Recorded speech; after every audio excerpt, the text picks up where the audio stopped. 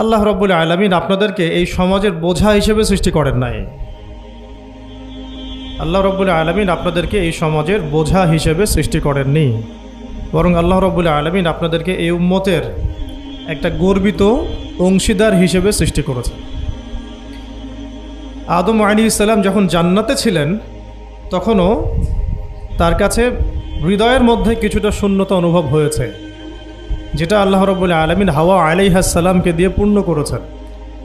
এবং তার বুকের পাঁজরের হাড় থেকেই তার স্ত্রীকে আল্লাহ পাক সৃষ্টি করেছেন। এবং উভয়ের প্রতি আল্লাহ পাকের নির্দেশ কিন্তু সমান ছিল। এমন না যে আদম আলাইহিস সালামকে বলা হয়েছে এই গাছের কাছেও যেও না, হাওয়া আলাইহিস সালামকে বলা হয় না, এই ব্যাপারটা কিন্তু এমন নয়।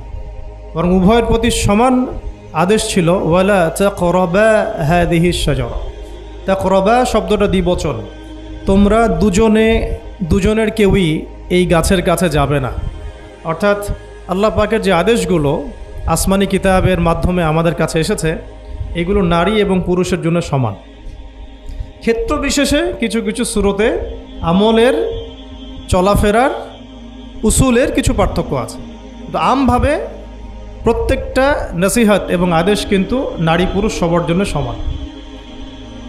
আমরা যদি চাই যে বাংলাদেশের মাটিতে দিন প্রতিষ্ঠা করতে, তাহলে শুধুমাত্র পুরুষদের ভূমিকা যথেষ্ট না, কোশ্চিনকালও যথেষ্ট না। কারণ প্রত্যেকটা পুরুষই কোনো না কোনো মায়ের সন্তান, কোনো স্ত্রীর স্বামী, কোনো বোনের ভাই, অথবা কোনো মেয়ের বাবা।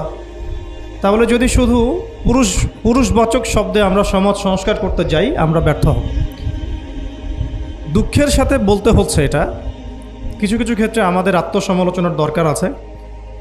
আমরা পুরুষদের মধ্যে যে পরিমাণ মেহনত করেছি, করছি এবং করার পরিকল্পনা করছি, তার 50% আমরা মেয়েদেরকে নিয়ে ফিকির করছি না। যে কোনো দিনই বোন যদি হেদায়েতপ্রাপ্ত হন আল্লাহর পক্ষ থেকে, তারপরে সে যে পড়াশোনা করবে, এই পড়াশোনা করার মতো উপযুক্ত প্রতিষ্ঠানও আমরা তাদেরকে দিতে পারি না।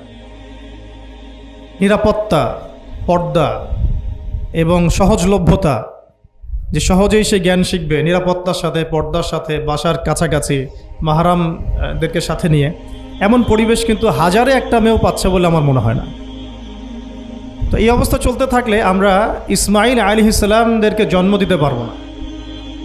যদি প্রত্যেকটা পরিবারের কর্তা ইব্রাহিম না হন এবং মায়েরা হাজরা আলাইহিস সালাম এবং সারা আলাইহিস সালামের মতো না হন, তাহলে তো ইসমাইলি প্রজন্ম আমরা জন্ম দিতে পারবো না। সেক্ষেত্রে আমরা আল্লাহ পাকের জমিনে দিন প্রতিষ্ঠাও করতে পারবো না।